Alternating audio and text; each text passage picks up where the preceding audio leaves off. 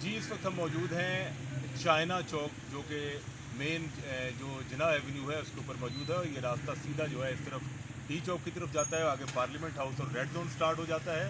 और इस तरफ जो है ये आगे फैसल एवेन्यू से के को टच करता हुआ ये जो जिना एवेन्यू है, ये आगे जो है मोटरवे चौक की तरफ ही जाता है। यहाँ जो है इस वक्त चाइना चौक को जो है एक कंटेनर लगाकर मुकम्मल तौर पर बंद कर दिया गया है। और ये मुसलसल कंटेनर यहाँ पर लगे हुए हैं। रात ये वो जगह थी जिस जगह पर ख़ास तौर पर पीटीआई के जो कारकुनान थे उनके दरमियान और दीगर जो पुलिस के दरमियान जो तसादम होता रहा, वो और शेलिंग जो होती रही, वो ये मेन वो जगह है। आप देख सकते हैं कि ये मेरे पीछे चाइना चौक को बंद किया गया है, कंटेनर लगाए गए हैं।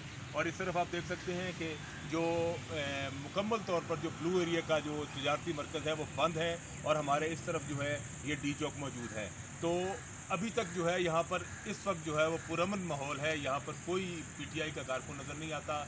ताहम इस कंटेनर की दूसरी तरफ और इस तरफ जो है मुकम्मल तौर पर पुलिस और रेंजर्स के जो दस्ते हैं और एफसी के दस्ते जो हैं वो तैनात किए गए हैं। इस वक्त जो है सूरत हाल ये है कि डी चौक के जो कंटेनर लगाए गए हैं पार्लियामेंट की तरफ, उनके ऊपर जो है वो रेंजर्स को मुकम्मल तौर पर तैनात कर दिया गया है। और बाकी तमाम कंट्रोल जो है वो पुलिस ने संभाला हुआ है।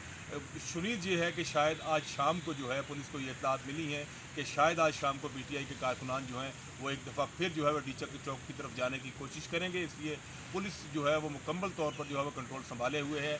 जैसे जैसे सूरत हाल मज़ीद तब्दील होगी और डेवलप होगी, हम उससे आपको आगाह करते रहेंगे। जी।